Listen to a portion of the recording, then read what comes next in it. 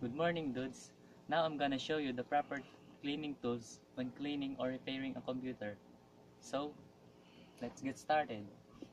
So, the first thing you need is a rag. So, you can use this to clean the dust in your computer. Or you can use a brush like this. The next thing is the wipeout. This is used for cleaning the outer parts of the computer. And lastly, the glass cleaner used to clean the monitor or the screen of your mobile phones. That's all.